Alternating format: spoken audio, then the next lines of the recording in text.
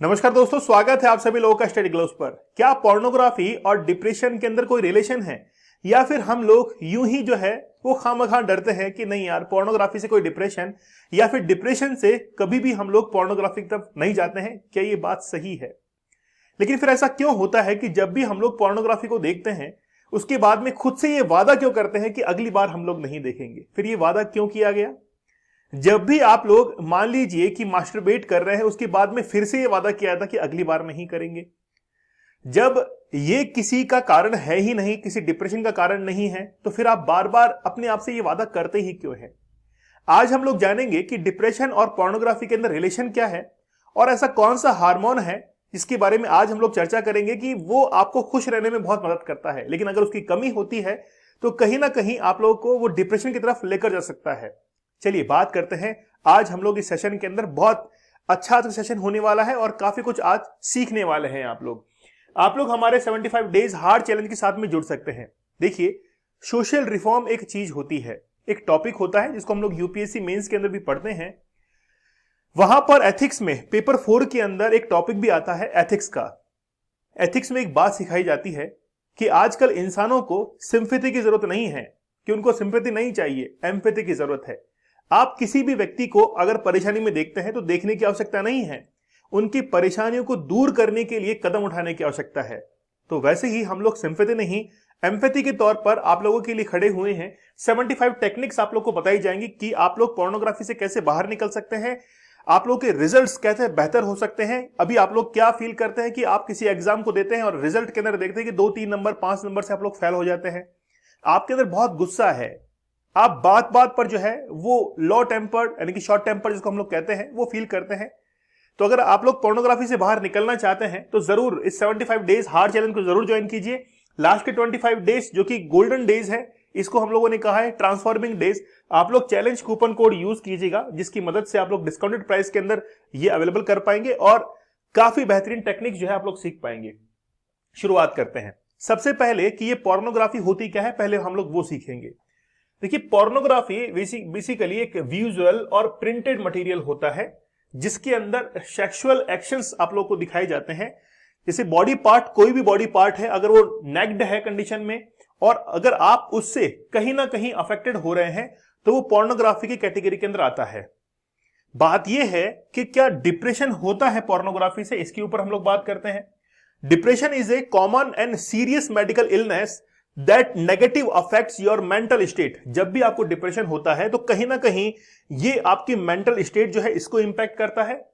In most cases bring your mood to a complete low. आपका mood जो है वो स्विंग होना शुरू हो जाता है, काफी हद तक लो हो जाता है। Making you feel sad and hopeless. आपको कोई भी उम्मीद की किरण नजर नहीं आती, आप लोग सोचते हैं कि नहीं यार अब कुछ भी नहीं हो सकता है, जैसा चल रहा है वैसे चलने दीजिए। आप लोग इस कंडीशन के अंदर आ जाते हैं। While pornography and depression may not seem related, यानी कि लगभग हम लोग ये कह सकते हैं कि डिप्रेशन और पोर्नोग्राफी जो है वो एक दूसरे से रिलेट तो नहीं करती है डायरेक्टली, लेकिन इनडायरेक्टली कहीं ना कहीं इनका कनेक्शन जरूर है। वो क्या कनेक्शन है उसके बारे में हम लोग देखते हैं। What causes the connection, मतलब इन दोनों के बीच में कनेक्शन क्या है। They turn to porn to accept the negative emotions। आप बेसिकली पोर्नोग्राफी को तब देख रहे हैं जब आपके अंदर नेगेटिव इमोशंस इंट्रोड्यूस होते हैं। आप देखिए कि आपके अंदर जब नेगेटिव इमोशंस आते हैं तो क्या आप लोग भी पोर्नोग्राफी की तरफ जाते हैं? बहुत से लोग ऐसे हैं जो कि पोर्नोग्राफी को देखना प्रीफर कर लेते हैं उस समय, क्योंकि वो डिप्रेशन, टेंशन वो प्लेजर से ही दूर हो सकती है और वो प्लेजर उनको पोर्नोग्राफी के अंदर मिलता है। और जब वो पोर्नोग्राफी को देख चुके होते हैं उसके बाद में फिर वो अपने आप से कहीं ना कहीं माफीनामा जो है वो लिख बैठते हैं कि यार मैं अगली बार से नहीं देखूंगा। ये वादा जो है वो हमेशा करते हैं, ठीक है। From being depressed he adds that, मतलब ये एडिटोरियल जो है वो कह रहे हैं कि perhaps many individuals who wind up addiction to pornography have been dealing with a low grade depression. तो वो अपनी लाइफ के अंदर लो ग्रेड डिप्रेशन जो है इसको कहीं ना कहीं वो फील करते हैं। लेकिन क्या वाकई में इसका कारण क्या है उसको हम लोग जानने की कोशिश करते हैं। देखिए, इसका इंपैक्ट क्या होता है और ये डिप्रेशन हुआ ही क्यों। हमारी बॉडी के अंदर हमने कई बार बात की है सेरोटोनिन की। सेरोटोनिन जो है वो एक हार्मोन होता है। जब भी हम लोग बहुत खुश होते हैं तो वो सेरोटोनिन हार्मोन का जो लेवल है वो इंक्रीज हो जाता है। लेकिन यही हार्मोन जब नीचे की तरफ चला जाता है तो हमको बहुत टेंशन होने लगती है, डिप्रेशन होने लगता है। और ये डिप्रेशन आया कैसे? आपने जब पोर्नोग्राफी को देखा उसके बाद में आपने ये सोचा कि यार कहीं ना कहीं मेरी जो मेंटल हेल्थ है वो इससे इफेक्ट हो सकती है, ये आपने सोचा। फिर आपकी फिजिकल हेल्थ जो है वो इससे इंपैक्ट हो सकती है। आपका एंगर जो है वो इससे इंक्रीज होता है, आपको बहुत गुस्सा आता है, बात बात पर गुस्सा आता है। जब भी कोई आपकी बात नहीं मानता है तो आपको बार बार गुस्सा आता है। आपकी लिसनिंग जो पावर है वो काफी हद तक कम हो चुकी है। आप दूसरे लोगों के अंदर या सोशल जो वेलफेयर है उनके अंदर पार्टिसिपेट नहीं कर रहे हैं। ऐसे बहुत सारे सिम्टम्स हैं। आप लोग एग्जाम के रिजल्ट्स को देखकर ये सोचते हैं कि यार काश मेरे 2 नंबर और आ जाते तो मैं इस एग्जाम में पास कर जाता। मुझे तैयारी करते हुए 5 साल हो चुके हैं, 4 साल हो चुके हैं, लेकिन मुझे मेरे मन मुताबिक रिजल्ट्स नहीं मिल रहे हैं। आप अपने बिजनेस के अंदर अच्छा नहीं कर पा रहे हैं। इसकी रूट कॉज बेसिकली क्या है? रूट कॉज यही है कि अगर आप लोग पोर्नोग्राफी देखते हैं तो वो कहीं ना कहीं आपको डिप्रेशन की तरफ लेकर जा सकता है। और जब भी आपको डिप्रेशन होता है तो सेरोटोनिन जो हार्मोन है इसका डिक्रीज होना तय है। तो जब भी ये डिक्रीज होगा आपको डिप्रेशन होना शुरू हो जाएगा। और अगर हम लोग कहें कि आपके खुश रहने के अंदर जो हार्मोन उत्तरदायी है, रेस्पॉन्सिबल है, वो भी सेरोटोनिन है। तो कहीं ना कहीं हमको इसको बैलेंस रखने की जरूरत है। और बैलेंस कैसे होता है? एमिनो एसिड जिन फूड इंग्रेडिएंट्स के अंदर होता है उनको हम लोग कंज्यूम करें।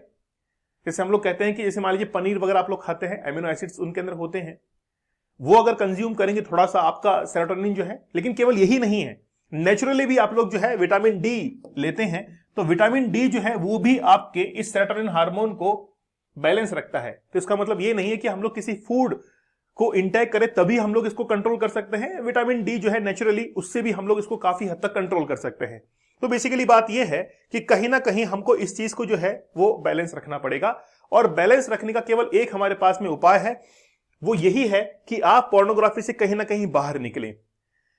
देखिए मजाक की बात नहीं है, आजकल का यूथ, जैसे मेरी अब पर्सन टू पर्सन इंटरेक्शन हो रहा है ट्रांसफॉर्मिंग डेज के अंदर, स्टूडेंट इस चीज को एक्सेप्ट करने को तैयार नहीं कि वो एडिक्शन के अंदर है। मैंने उनसे पूछा कि यार कब से देख रहे हैं आप? बोला यार मैं 7-8 साल से देख रहा हूं। मैं क्या, जब आप 7-8 साल से देख रहे हैं कभी आपने सोचने के इसको छोड़ने के बारे में सोचा है? बोला सर सोचा तो खूब है लेकिन छोड़ नहीं पाता हूं। मगर इसको एडिक्शन ही कहते हैं। इससे आपके रिजल्ट जो है वो इफेक्ट करते हैं और वो कई फील्ड के अंदर आपको इफेक्ट कर सकते हैं। अच्छा, what are the science? Science क्या है ना? इसके जो साइंस बेसिकली मैंने आपको बताया कि आपको एंगर आना, बहुत एंगर आता है आपको, बात बात पर आप जो है गुस्सा हो जाते हैं, चिड़चिड़ाहट आपको होती है। कोई इंसान लंबे देर तक आपसे बात करता है तो आपका ध्यान जो है वो डिस्ट्रैक्ट हो जाता है, आप बात ध्यान से सुनते नहीं हैं।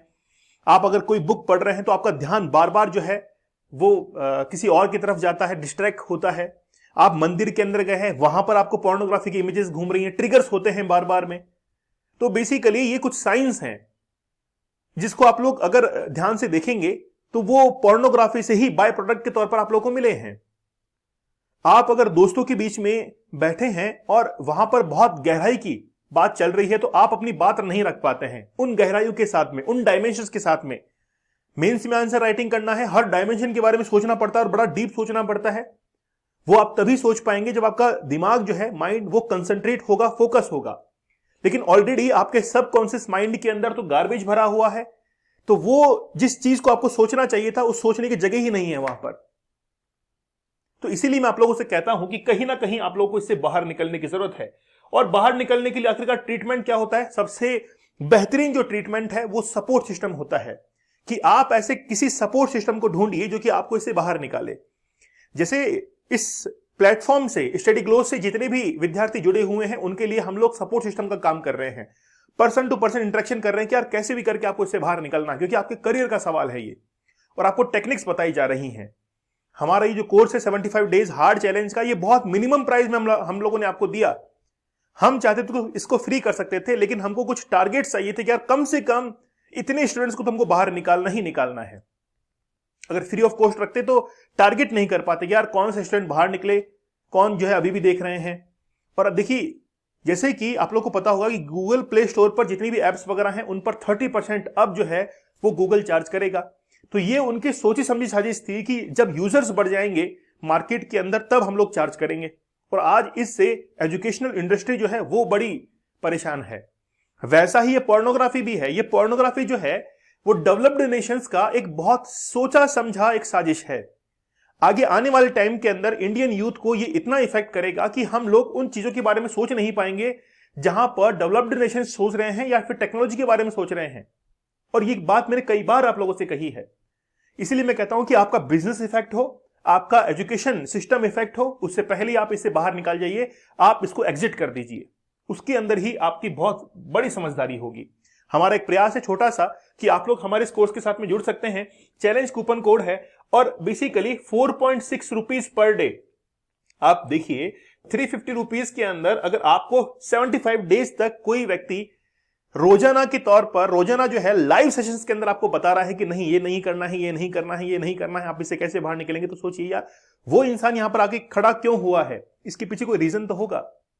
जब हम लोग अपने स्टूडेंट्स को देखते हैं तो उनको परेशानी में देखते हुए हम लोग को जो है वो नींद नहीं आती है इस चीज को लेकर कि यार स्टूडेंट किस चीज के अंदर वो आज परेशान है, जबकि उसको पढ़ाई करना चाहिए, है ना। ठीक है, तो आप लोग चैलेंज कूपन कोड यूज कीजिएगा, आप लोग हमारे साथ में जरूर जुड़िए। हम लोग ये आशा करते हैं।